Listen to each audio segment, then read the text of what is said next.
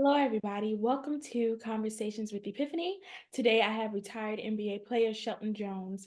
Jones was drafted in 1988 and picked number 27th overall by the San Antonio Spurs, and was the first NBA player to be drafted from Amityville, New York. Thank you for being here, Shelton. My pleasure, Epiphany.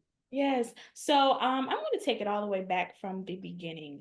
What Okay. age were you when you first picked up a basketball and you thought that, this is something that you would like to do for a profession? Well, it was actually a long time ago, so the memory is a little cloudy. But it had to be at least around 6, 7 years old, second grade. My uncle had a dirt basketball court that he built for us. I was around second grade, and I fell in love with it. Watching all my older cousins and brothers play, I fell in love with it. Wow, that's good. Let's take it a little bit further than second grade. Let's take it back to high school.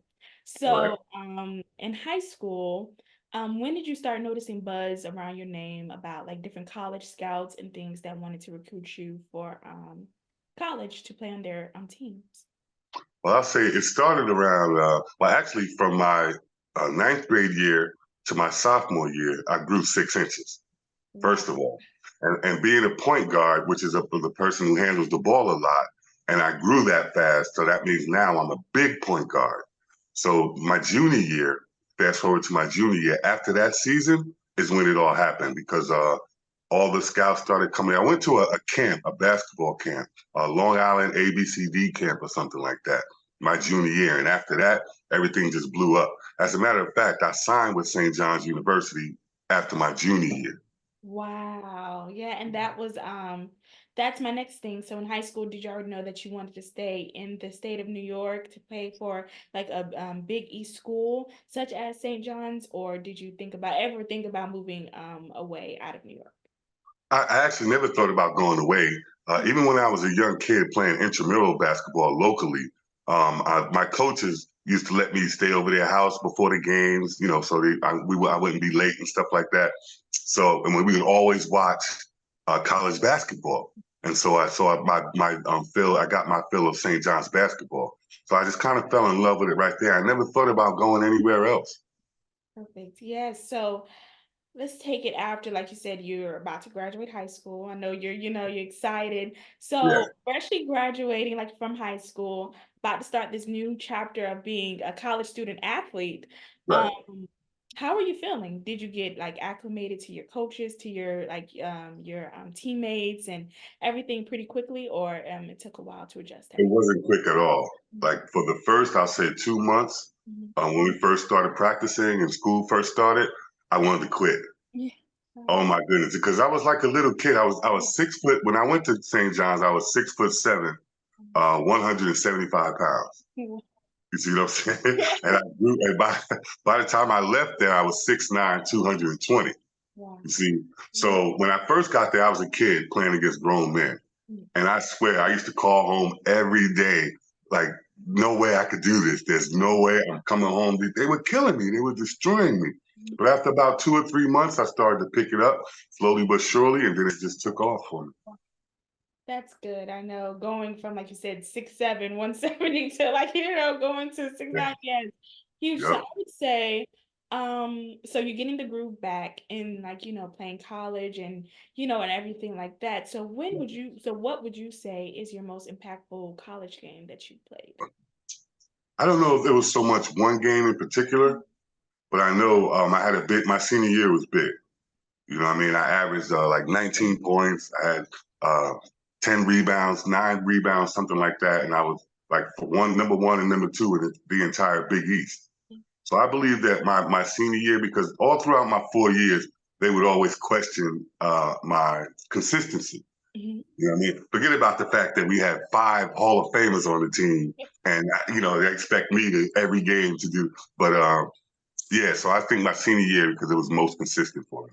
Okay, and that when you got a lot of buzz, like now it's buzzing towards the NBA, like when it comes to like scouts and different things like that. Well, actually, my junior year, and I didn't find this out until years later. My dad mentioned it to me, like maybe 5 or 6 years later after I had graduated. There were people calling my house after my junior year to go pro. Wow. They were saying that I should have left to go pro my junior year in Wow. college. But if I'd have heard that buzz, I might have left by junior year. My father didn't tell me because I guess he was afraid that I would go. You know what I mean? And we just were kind of dependent on St. John's so much, maybe too much. Mhm. You know what I mean? So I never heard the buzz or anything till years later. So I never even considered leaving school early. And do you think that was good for you with your growth as a player? Because I was gonna like that is another thing. Like a lot of players now are leaving, especially players if you play like thinking about going to the NBA, the transition. You know, most of them just 1 year and done. And so, you know, I know, like you said, you thought like if you would have heard the buzz around your junior year, you would have left, but you stayed. You your senior year and you graduated. Do you think that had your senior year, like you said, that was like your big breakout? So it helped you a lot with your player development, you would say. It did, but at the same time, I was growing at such a rapid pace. Like my freshman year, I didn't play much at all. You know, I might have averaged 4 points a game or Mhm. something like that. And then my sophomore year, I moved up to, I began starting, I became in the starting five. So, and then my point average went up to 8.5 and my rebounds went up also. And then my junior year, my points went up again to 14. So Mhm. if you go from freshman year to, freshman year to sophomore year to junior, those were big jumps. Yeah. You know, but see, at the time, I wasn't focused on that. Yeah. I didn't have anybody supporting me that would say, "Hey, Mhm. look how you're maturing every year. Look at what you're doing." And yeah, see, I didn't have that kind of support. My mom, dad, all of us were just hoping and praying Mhm. for a miracle. You know what I mean? We had no idea. Ignorance was bliss as far as we're concerned. You know what I mean? So I didn't know any of that. Mhm. So, but looking back on it, I would have left as a junior because of my growth. You see, and I would have been drafted on potential. You see Mhm. what I'm saying? Yeah. Where my senior year, it was a good year and everything like that, but it was kind of like everybody was there. You know, I mean, the teams had their certain needs for players. You know what I mean? So they chose those players. So it doesn't really matter what I would have done my Mhm. senior year. The teams were choosing who they needed. You Yeah. see what I'm saying? So Yeah. I think I made the best decision though by sticking it out. Got Definitely. another year in, got to Mhm. mature a little more. Yes. And I was that's like before the draft, like, you know, everything has happened, like, you know, agent and things like that. So I know before the draft, you had your workouts with certain teams. And like I said, you being from New York and, you know, you playing college in New York, was the New York Knicks one of those teams that you were considering playing for? Actually, that's where I thought I was going. Mhm. I'm like, is that dog bothering you? Like, I should have put him on the side. Is he okay? Yeah. Okay. What was with the draft? Okay, with the Knicks, I always thought the Knicks would take him. I Mhm. actually never even worked out for any teams. I didn't work out for any teams. You know what I mean? So when the draft time came, I decided, well, I'm not going to go to the draft. I'm going to watch it at home with my family and friends, you know. And when I talked to my coach about that, discussed it with him, he thought I was crazy. He was like, the hometown team is going to draft you. What is it going to look like if you're not there? You know, and all this. He hyped me up so much that I was like, okay, coach, I'm definitely going, you know. So I went to the draft and I was like, man, the Knicks never even worked me out. Like, how are they going to? So, and as I'm thinking this on the way to the draft, I get a call in my limousine that says, "Hey, the Knicks want to check you out right quick before the draft." You know, so we had to detour. We had to go to where the Knicks were. You know, and I walk in with my draft suit on because I'm going to the draft. And so they bring me in and they're like, well, just we don't want you to do much. We know what you can do. We've been watching you all year. We just want to make sure you're healthy, you know, things like that. So they took me to the what do you call it? The running mill when you're running and you Mhm. exercising. Yeah. They put me on that thing, right? So I got my suit on. They're like, just you know, they give me a t-shirt. So I take my jacket off, I take my tie off, my shirt, I put the t-shirt they give me on. And now mind you, I still have my dress pants and my church shoes, I call them. My dress shoes. I got them on, you know. So they like, okay, get on the treadmill. I get on the treadmill and I start walking. And they're like, oh, okay, now we're gonna speed it up a little bit. And I'm like, come on, man, I'm be sweating. Like I gotta go to the draft after this. So I'm thinking, try to move as little as possible. You don't want to sweat. Don't sweat. Man, these guys started going faster, faster, and they finally kicked it up. Mhm. So I'm in there in a full blown workout, like in church shoes, dress pants, like in a t-shirt. I'm sweating and I'm running hard. And I couldn't believe it. And then it was like, okay, they finally let me go. And they were like, oh man, we're so excited. You have the least amount of body fat that we've ever seen, second to only one of their former draft picks, Kenny Walker. As a matter of fact, the coincidence is that I competed against him in the slam dunk contest. But they were saying that they love my body fat and everything is great. They're gonna take me. They're like, just go ahead. So I went out over to the go back to the hotel, shower, change my clothes, and all the guys are kind of hanging out. So Danny Manning's there, Charles Smith, and I'm like, these are my friends that I had met. So I'm joking with them. All the players are joking, like we're saying, oh man, you're gonna be number one, Danny, or Charles, you're gonna be this. Everybody's saying what people are doing. So then everybody's going, man, please. You are the man. You're the one who's getting drafted by your home team. It was common knowledge that the New York Knicks were drafting Shelton Jones, So I was like, no, they ain't gonna, that's not gonna, like trying to be humble. Yeah. But inside I was going, oh yeah, yes. Like that. I was like, yes. I was like, no, that'll never happen. They ain't thinking about me. But inside I was like, oh, please, yes, I'm begging them to take me. So we get to the draft and everybody knows what happened. Wow. Yeah. So, and I know, like you said, leading up to that, like the players that were already on the team, like Patrick Ewing, Charles Oakley, Mark Jackson, like were all on the Knicks at that time. So, like you said, that day, like I know that was all like, in your head, like, wow, I get to, would be on the team with these guys. How'd you like be like you said, you were 6'9" at that time. So, being able to play with you, Patrick Ewing, the big man, type of takeover. How did you feel about that? The craziest part about that whole thing, Epiphany, is that Mark Jackson, we had played the previous 3 years before the Knicks drafted him. The previous 3 years we had played together at St. John. So we're like this. Ooh. We know each other's games in and out. Yeah. Like we know each other. Like we can go play in the park anywhere and we're going to destroy whoever we play as a tandem. So we get to the draft and I'm thinking, for sure, like, and everybody, I can hear half of the crowd going, we want Rod Strickland. Yeah. And half of the crowd is yelling for me. And I can hear little sprinkles around asking for Mark Bryant, who was another player, my second cousin, by the way. Oh. And they were cheering, calling for him. He went to Seton Hall. Mm-hmm. And so I'm thinking I'm the most nervous I've ever been in my whole life, man.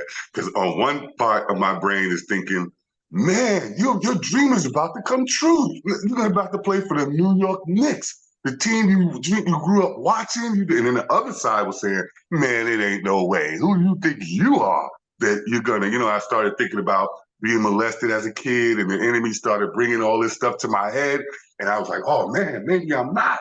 And it was just a battle. Like this was all going on while the commissioner was up there. It felt like years, but it was a matter of minutes. You know what I mean? So I'm battling my confidence, my faith. I'm battling, I'm wavering, I'm battling, I'm wavering. And then all of a sudden I hear he goes, the pick the New York Knicks select. And that pause, when he said the New York Knicks select, that was the longest pause of my life. I think I thought about my entire life in that 5-second span. And he said, Rod Strickland, and my heart just broke. Like I just remember making a reaction and they took a picture of it. It was in the Daily News and I was so disappointed. But at that point, it was over for me. Like I was broken. Yeah. Like after that broke me so much. I mean, I faked it. Like I went and I continued to play and I did all these things, but my heart wasn't in it. Like I started just doing it because I could. Yeah. You know what I mean? It was like that. So, I was even lucky to go as far as I did with it after that, because even today, I'm still not the same. Yeah. I mean, I'm over it and I've dealt with it. I'm not crying about it, but it's still with me. You know what I mean? Like I still go, what if, what if? Because Rod Strickland was a point guard and Mark Jackson had won Rookie of the Year the past season. So why would you take another point guard that is coming into the league that's ready to play already? Yeah. He's ready, Strickland. You know what I mean? He stayed back a year, I think. So he was more mature than the rest of us. Yeah. So he was ready. Yeah. Why would the Knicks do that? I don't know. Yeah. And they didn't have a guy my size at the time to play that small forward position. Yeah. You see what I'm saying? And they had guys like Johnny Newman and Gerald Wilkins, who were great players and good guys, but they were 6'6", both of them. And every night you had a 6'8", 6'9" guy like Larry Bird, Dominic Wilkins. You know, they were too big for those guys. Yeah. And it would have been the perfect prototype. I really believe that we would have won. We'd have had a dynasty there. We would have won at least 2 championships. I believe. Yeah, so like you were drafted number 27 by the San Antonio Spurs. So Yeah. before then, were you like was the San Antonio Spurs like a team that you even thought that wanted to draft you, or was that No. was that like a team that was like, oh, San Antonio Spurs, okay. Right. It was kind of like that. And it kind of what was helped me when I realized that they drafted me. What helped me a little bit to get me prepared was that another former teammate of mine from college was already on San Antonio Spurs, Walter Berry. He was there. So I kind of thought about, I said, oh, okay. So that made me feel a little bit better about it, you know, knowing that he would be there. But when I got there, they traded him not long after I got there. And they took me because they wanted to get rid of a player. Well, this is what the coach at the time, Don Nelson, told me. Like when I met him, he reached his hand out to shake my hand, and his hand was so soft that he didn't even have no strength in it. And he said, which meant not that he's weak or anything, but he had no interest.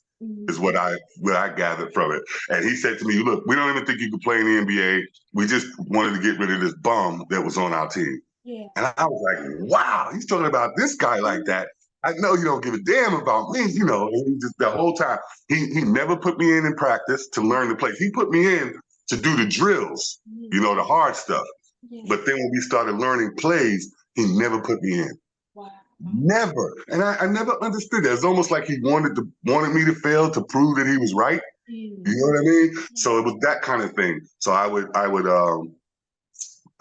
work and do all the drills and all that, and then sit down on the side for the plays. And then I would talk to Chris Mullen, who was my teammate at college, and I would say, Chris, what's going on? And Chris would be like, man, just play hard. And you don't understand when a guy's a superstar like him, and they paved the way for him. And then he tells me, just play your game. How? I can't. The guy won't even put me in, you know. And he used to put me in games to try to make me fail. But we would play a running style game. So we barely used plays, even though we had 100 of them. You know what I mean? So I would get in the game and we'd just be running and I'd be successful. And then the crowd would start yelling my name for me to go in the game. And then that would, and the joke was when we'd be on the bench, and the crowd would start yelling, going, Shelton Jones, like they want me to get in. The guys next to me, like Mitch Richmond and different guys I was doing, would hit me and be like, yo, you know Don Nelson's gonna kill you for that. And I said, what am I doing? Like, I'm just sitting here. And then while we're talking, this white girl comes out of the stands with a bracelet that she made, and she's hitting me. Security's not even stopping her. They're letting her come to the bench, and then she gives me this bracelet, this thing or whatever, and then she looks back at her fans, at her family, and they're waving and doing all that. And Mitch Richmond and them over there, Don Nelson's gonna kill you. He's going, and it wasn't even my fault. Like there was nothing like, you know what I'm saying? Like I was, even though he wanted me to do so bad, I kept doing good, and it made it worse for me. You know, that was one of the worst experiences I had at my basketball career as a Golden State Warrior. But they eventually cut me, and then the 76ers picked me up. That's what happened. Yes, and I was going to ask about that, you know, at the 76ers, like during that time, like Charles Barkley was on the team. And I know like for people like my generation, we know Charles Barkley as, you know, this TV, you know, I know playing in the NBA and, you know, different infamous things, you know, that happened. But how was he as a teammate? Same. Yeah. Same as you see him on TV. Like that's the one thing I got to give the guy. He never changed. He's gonna be himself no matter what. But he's the same guy. Yeah. So like you said, did you feel like Philly was the better spot for you than, like you said, the Warriors and the Spurs at that time? Oh, absolutely. Philadelphia, I became a starter for the Sixers, actually. You know what I mean? I believe that if they had so many contracts that they just couldn't bring me back the next year. But I believe if there was a spot, like they would have brought me back. Like I think they were happy in what I did with what I did. But what happened was really though, it's not that they didn't bring me back. The expansion teams came. And I would think the Minnesota Timberwolves and the Orlando Magic came in the league at that time. And they would tell it they got to take, I think, 2 people off each team. They took 2 people off each team and put them in a draft so that the new teams could choose from them. And I was one of the players that they took from the Sixers to put in the draft. So I kind of then the Minnesota Timberwolves draft me, and the rest is history. It was wow, yeah. So I know while you were on the Philadelphia 76ers, like a lot of like Michael Jordan was in the league while you were in Charles Barkley, all these other players. And I know that, you know, you being a rookie in your first season and Chicago was coming to Philly. How was that playing with against, I should say, against Michael Jordan and the Bulls at that time? For It was especially cool. rookie season. Yeah, it was awesome. You know, around that time, Jordan was godlike. Yeah. You know, and so we it was amazing. The thing that I remember most about it was being caught back, like hanging back when Jordan got a steal and was coming right at me 1-on-1. Oh, that was the greatest moment of my life. You know, and I thought about playing him regular, but no, I didn't even give him a chance. I just chopped him right away to call the foul. So he couldn't embarrass me. I wasn't going to let him embarrass me. But that was my one-on-one moment with him when I fouled him, though. I chopped him up real good so he wouldn't embarrass me. Yeah, but those were exciting games against Scottie Pippen. We were matched up pretty good, too. I remember that. Yeah. Scottie and I were really similar. You know what I mean? I think he was probably a little bit better shooter than me at the time. But we were very similar, so that was a lot of fun. Yeah, and I would say like you played with some great people, you played against some great people. You even met some interesting celebrities at the time, like such as like Prince. So like you know, Purple Rain himself. So how was that meeting Prince for that first time? It was awesome. And it was in Minnesota when I got to Minnesota, the Timberwolves. And what happened was I had met Christy. Man, I can't think of Christy's last name. She was working for the Timberwolves at the time. And Christy, the best. And she happened to be friends with Jimmy Jam and Terry Lewis. I guess she formed a relationship with them once she got with the Timberwolves, you know, and all those kind of, but she was really good friends with them. And when we got to talking, we kind of hit it off a little bit, and not romantically or nothing, but just as friends, you know. And she was like, "Yeah," she was like, "I like you. I really want you to meet Jimmy Jam and Terry Lewis and this and that." They got an opening for their new Jimmy Jam. What's the studios called that they opened up? What's the, do you remember the name of the studio? Oh my God. But they were just opening it up at the time.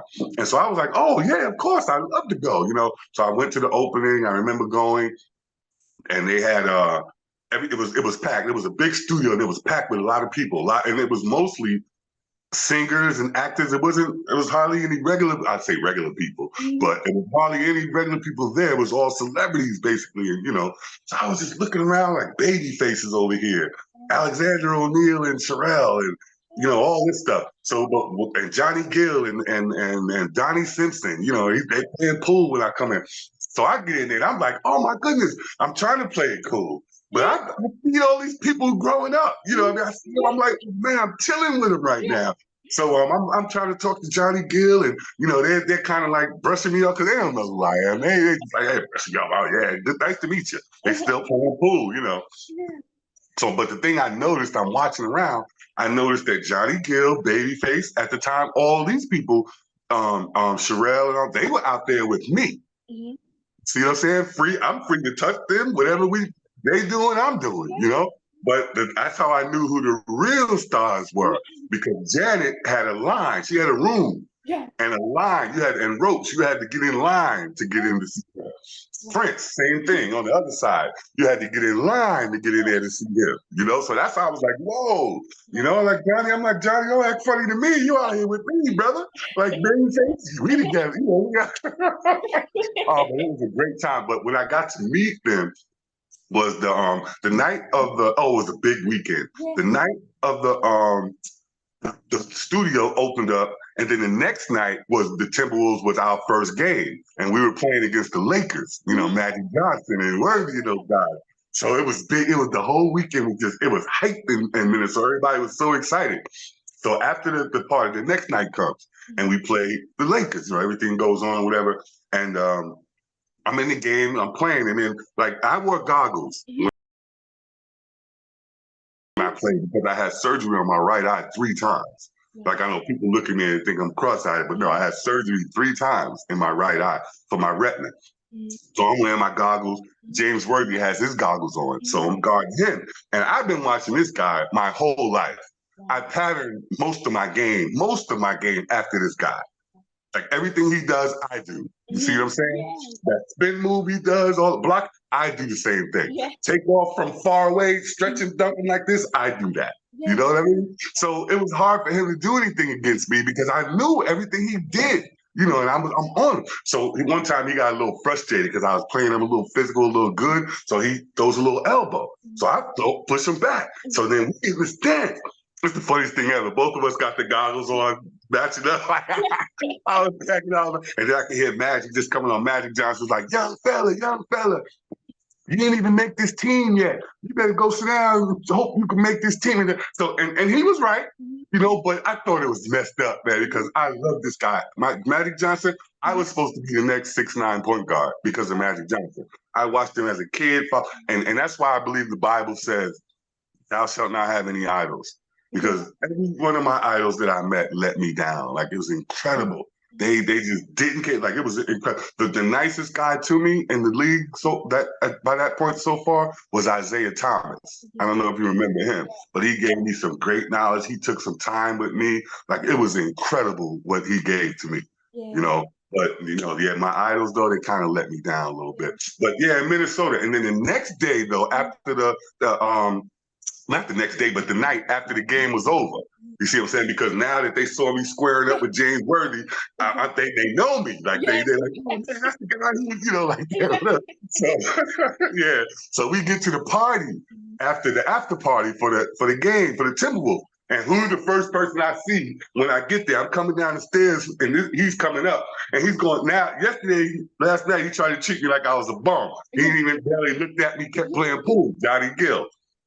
I see him and he's going to me. Now he's coming, yo, boy, giving me hugs. He's down with this man. He's following me around the place. I can't even get rid of him. You know what I mean? So I was just like, that was a crazy experience for me too, you know, doing that. But then after that night, they had the next day, Jimmy Jam and them had a brunch.